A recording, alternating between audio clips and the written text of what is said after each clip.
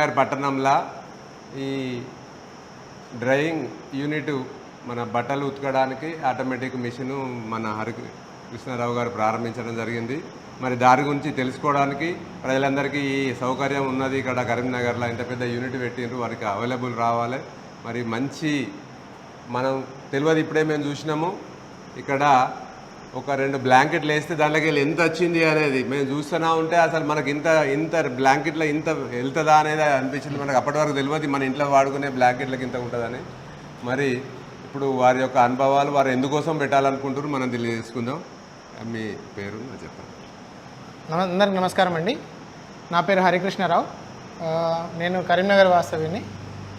ఇక్కడ business start చేసి నాకు 1.5 మంత్ అవుతుంది. ఈ బిజినెస్ స్టార్ట్ చేసే కన్నా ముందు దాదాపుగా 7-8 నెలలు నేను మార్కెట్లో సర్వే చేసుకున్నాను. ఏ బిజినెస్ స్టార్ట్ చేయాలి అని. ఎందుకొరకు మీరు ఇది ఇంతకుముందు ఏం చేసిండ్రు, ఎందుకొరకు ఈ యూనిట్ రావాలనుకున్నారు మీరు? ఇంతకుముందు నేను జాబ్ చేసేవానండి. దాదాపుగా 23 సంవత్సరాలు రకరకాల జాబ్స్ చేశాను. డైరీ ఇండస్ట్రీలో చాలా ఎక్కువ సంవత్సరాలు నేను వర్క్ చేశాను. నా లాస్ట్ వర్క్ వచ్చేసి నేను డైరీ ఇండస్ట్రీలో హెరిటేజ్ డైరీలో రీజనల్ హెడ్గా పనిచేసి సొంతగా చేసుకోవాలనేది నా ఎప్పటి నుంచో ఒక కళ, నాకు ఆలోచన. ఆ కళను నెరవేర్చుకునే ఉద్దేశం కోసం నేను ఎంటర్‌ప్రెన్యూర్గా ఈ అవకాశాన్ని, ఉపాధిని ఎంచుకోవడం జరిగింది. ఈ ఎంచుకునే క్రమంలో కూడా కరీంనగర్లో ఏ బిజినెస్ అయితే బాగుంటుంది అనే విషయాన్ని దాదాపు 7 నెలలు నేను చెక్ చేసుకొని సర్వే చేసుకొని ప్రాపర్ సర్వే చేసుకొని ఇదైతే బాగుంది, దీనికి కాంపిటీషన్ లేదు ప్రెజెంట్. మన క్లయింట్లు ఎవరు ఉంటారు, మనకు ఎవరు మనకి అంటే మీ టార్గెట్ ఎవరు? దీంట్లో మేము సర్వీసెస్ ఎవరెవరికి ఇద్దాం అనుకుంటారు, ఎవరెవరికి యూజ్ చేసుకోవచ్చు? రైట్ అండి. మేము ఇన్స్టిట్యూషన్స్ పరంగా చూసినట్టయితే హాస్టల్స్, హోటల్స్, హాస్పిటల్స్ మేజర్గా వాటిని మేము ఇన్స్టిట్యూషన్ పరంగా వాళ్ళకి సర్వీస్ ఇవ్వాలని తెలుసుకున్నాము. వాటిలో వాళ్ళ దగ్గర నుంచి క్లాత్స్ పికప్ చేసుకొని మళ్ళీ పూర్తిగా క్లీన్ చేసేసి ప్రాపర్గా ప్యాకింగ్ చేసి మళ్ళీ వాళ్ళకి డెలివరీ చేసేంత వరకు కూడా పూర్తి రెస్పాన్సిబిలిటీ మేము తీసుకుంటాము. ఈ హాస్పిటల్స్ విషయానికి వచ్చేసరికి రకరకాల పేషెంట్ పడకకు సంబంధించిన బెడ్షీట్స్ కానీ, ఆపరేషన్ థియేటర్లో ఉన్నటువంటి రక్తం మరకలతో ఉన్నటువంటి బెడ్షీట్స్ కానీ ఇటువంటివి చాలా ఉంటాయి. వాటిని వేరువేరుగా ట్రీట్ చేస్తూ రకరకాల కెమికల్స్ వాడుతూ చేస్తాం మేము. ఇప్పుడు మేము ఒక మామూలు గృహిణిగా మాకు డౌట్ వస్తుంది. ఇప్పుడు మీరు హాస్పిటల్లో చేస్తారు, ఇంకోటి ఇటువంటి ఇష్యూ చేస్తారు, మరి మేము మా పర్సనల్ బట్టలు సంబంధించిన ఇస్తే మరి మాకేమైనా ఇబ్బంది అవుతుందా? చాలా మంచి క్వశ్చన్ అండి ఇది. ఖచ్చితంగా దీన్ని దృష్టిలో పెట్టుకునే నేను సర్వే చేసినప్పుడు ఇటువంటి క్వశ్చన్స్ వచ్చి రావడం వల్లనే మేము 2 వాషింగ్ మెషిన్స్ని దీంట్లో మేము పొందుపరచుకోవాలనేది ఆలోచన చేశాము. ఇప్పుడు మేము ప్రస్తుతానికి ఒక వాషింగ్ మెషిన్తో మేము రన్ చేసినప్పటికీ ప్రాపర్గా శానిటైజ్ చేసుకున్న తర్వాతే మిగతా వేరే క్లాత్స్ని మేము యూజ్ చేయడం జరుగుతుంది తప్ప ఒకదాంతో ఇంకోటి కలపడము, దీనివల్ల అది కంటామినేషన్ అవ్వడము అటువంటి సమస్య అనేది ఉత్పన్నం కాదు. ఆ విధమైన జాగ్రత్తలు ఖచ్చితంగా తీసుకుంటామండి. అండ్ ఇన్స్టిట్యూషన్ పరంగా మీరు ఇందాక అడిగిన ప్రశ్నకి ఇన్స్టిట్యూషన్స్తో పాటుగా హౌస్ హోల్డ్స్కి సంబంధించి, గృహిణులకు సంబంధించి శారీస్, అన్ని రకాల saris.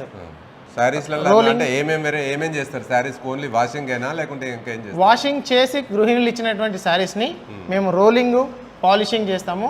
At the same time పట్టు చీరలు అటువంటివి అయితే దాని ఖరీదుని దృష్టిలో పెట్టుకొని డ్రై క్లీను, డ్రై వాష్, ఆ విధంగా పూర్తి సర్వీసెస్ ఇవ్వడానికి ఏర్పాటు చేసుకున్నాం సార్. దానికోసం మేము సెపరేట్ మెషిన్లు కూడా తీసుకోవడం జరిగింది సార్.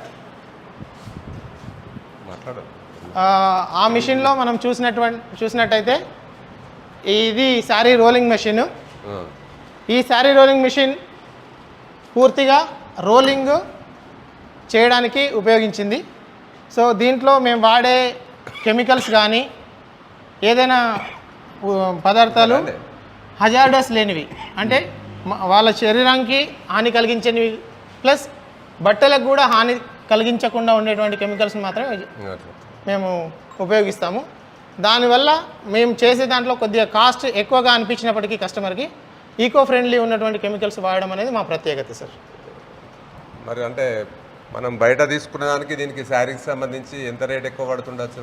ఎందుకంటే ఇంత పెద్ద ఎత్తున పెట్టినరు అనేసరికి మరి మాకు ఒక అపోహ వచ్చేస్తుంది, రేట్ ఎక్కువ పడుతుందా, మరి రీజనబుల్ ఇస్తారా మరి దానికి అదే ఇప్పుడు మీరు అన్నారు సిల్క్ శారీస్ అన్నారు. Yes sir. సిల్క్ శారీస్ మరి దానికి మళ్ళీ ఏమైనా ఇబ్బంది అయితే కాదు కదా వాటి క్వాలిటీలో కానీ, లేకుంటే వాటి రైట్ లైఫ్ ఏమైనా తగ్గే అవకాశమా? మామూలు వాటికి మన వాటికి ఏం తేడా ఉంటుంది? ఇప్పుడు మామూలు దాంట్లో మనం చూసినట్టయితే వాళ్ళు గంజి పౌడర్ కానీ ఇటువంటి వాటిని ఉడకబెట్టి చేస్తారు రోలింగ్లో కర్రలతో రోలింగ్ చేసే దాంట్లో వాళ్ళు 25 నుంచి 30 రూపాయల వరకు ఛార్జ్ చేస్తున్నారు ఒక చీరకి. అది పాత పద్ధతి. సిల్క్ సారీస్ కూడా అన్నీ కూడా చేస్తారు sir, cotton, silk, everything.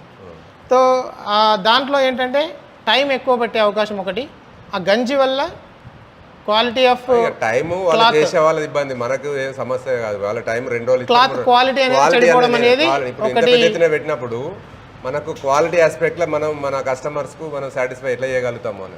Quality of the cloth అనేది డిటోరియేట్ అవుతుంది, తగ్గిపోతుంటుంది. లైఫ్ అనేది తగ్గిపోవడం వల్ల ఆ సమస్య ఇప్పుడే కనబడదు, కస్టమర్ కు తెలియదు, మన ఇప్పుడే తెలియదు, ఇమ్మీడియట్ గా కనబడదు. కాస్ట్ అనేది మాత్రం ఎక్కువ తేడా కనబడుతుంది. ఎంత తేడా ఉండొచ్చు ఇప్పుడు వాళ్ళు టైం పడుతుంది? లేదు సార్, ప్రైజెస్ ఫిక్స్ చేసాము. సారీ రోలింగ్కి వచ్చేసరికి మేము 40 రూపాయలు ఛార్జ్ చేస్తున్నాము, పాలిషింగ్ శారీకి 80 రూపాయలు ఛార్జ్ చేస్తున్నాము. అదే పట్టు శారీ పాలిషింగ్ అయితే 180 రూపాయలు ఛార్జ్ చేస్తున్నాము. బయట ఎంత ఉంటుంది?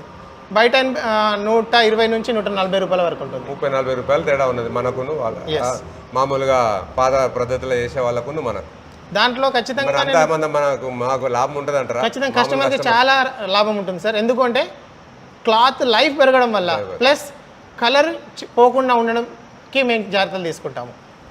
కాబట్టి దానివల్ల కస్టమర్కి చాలా బెనిఫిట్ అవుతుంది. ఇప్పుడు మీరు ఏమేమి మిషన్లు పెట్టారు, దాని ఏమేమి ఒకసారి వాటికి క్లుప్తంగా ఎస్ సార్. ఒక మిషన్ పేరు ప్రస్తుతానికి మేము వాడుతున్నటువంటి మిషన్లు ఏంటంటే వాషింగ్ మెషిన్ ఒకటి, అది 60 కేజీల కెపాసిటీ అండి. దాంట్లో ఒక్కసారిగా వెట్ కండిషన్లో ఉన్నటువంటి తడిసిన బట్టలు 60 కేజీలు మనం వాడుకోవచ్చు. అది దాదాపుగా 30 నుండి 40 నిమిషాల కాల వ్యవధిలో ఒక బ్యాచ్ని క్లియర్ చేస్తుంది. దాని తర్వాత మేము హైడ్రో అనే మిషన్ని వేసేసి నీళ్ళన్ని పూర్తిగా పిండేయడానికి ఉపయోగిస్తాము. కాబట్టి ఆ మిషన్లో 90% ఆఫ్ వాటర్ దాంట్లో నుంచి ఎక్స్ట్రాక్ట్ అయిపోతున్నాయండి. దాని తర్వాత నెక్స్ట్ డ్రయర్. ఆ డ్రయర్లో 100% వాటర్ మేము ఎవాపరేట్ అయిపోతుంది. ఇది డ్రయర్ ఉపయోగం ఏంటంటే రైనీ సీజన్లో కూడా మేము కస్టమర్కి చెప్పిన టైంలో డెలివరీ చేయడానికి కోసం మేము ఈ డ్రయర్ని తీసుకోవడం జరిగింది. అన్నిటికన్నా ఎక్కువ కాస్ట్ డ్రయర్ మిషన్. ఈ రైనీ సీజన్లో కానీ ఇప్పుడు కానీ రేట్లు సేమే పెడతారా మళ్ళీ దానికి? చాలా మంచి ప్రశ్న సార్. రేట్ల విషయంలో ఎప్పటికీ తేడా లేదు. కస్టమర్కి టైంకి అందించాలనే ఒకే ఒక ఆలోచనతో మాత్రమే ఇది పెట్టడం తప్ప ఇది రైనీ సీజన్లో వాడుతున్నాం కాబట్టి ధరలు పెంచాలి అనే ఆలోచన లేదు, ఆ ఉద్దేశం లేదు సార్. ఎప్పటికీ ధరలు అదే విధంగా ఉంటాయి. మీరు భవిష్యత్తులో మరి ఇంత మంచి యూనిట్ పెట్టినరు, మీరు బాగా విజయం సాధించాలి. అందరూ ఏమనుకుంటారు అని అంటే చదువుకొని అమెరికా పోవాలా ఇంకెక్కడికి పోవాలనే ప్రస్తుత పరిస్థితుల్లో మీరు సెల్ఫ్గా ఇక్కడనే ఉపాధి ఉన్నప్పటికీ కూడా అది బంద్ చేసుకొని వచ్చి రాజీనామా చేసి మరి ఇటువంటి ఒక యూనిట్ పెట్టడానికి ధైర్యంగా ముందుకు వచ్చిన మీకు ఒకసారి హృదయపూర్వక ధన్యవాదాలు. Thank you. All the best చెప్పుకుంటూ మరి మీరు మంచిగా ఇది నడిపించాలి, ఆ పేరు తెచ్చుకోవాలి. కస్టమర్స్ కూడా వీలైన కాడికి రీజనబుల్ రేట్లలో మీరు ఇస్తే వాళ్ళకు కూడా సర్వీసెస్ ఉంటుంది. మరి ఇప్పుడు మనం అనుకున్నట్టుగా హాస్పిటల్ వాళ్ళకు కూడా ఎంత మేము చూసినాం ఇప్పుడే ఆ బ్లాంకెట్లకి వెళ్ళి ఒక 2 బ్లాంకెట్లకి వెళ్ళి ఎంత వేస్ట్ వెళ్ళిందనేది. మరి ఇటువంటి అంతా కూడా ఇంత మంచి మిషన్ల ద్వారా మీరు పెట్టారు కనుక శుభాభివందనాలు తెలియజేస్తూ మరి కరీంనగర్ చుట్టుపక్కల ప్రాంతాల ప్రజలు కానీ దగ్గర ఉన్న పెద్దపల్లి అటువంటి హాస్పిటల్ వాళ్ళు కానీ మీకు అవకాశాలు ఇస్తే బాగుంటుంది. చూద్దాం మరి. ఖచ్చితంగా sir. Thank you very much. All the best. మేము ఖచ్చితంగా సద్వినియోగపరచుకుంటాం అవకాశాలు.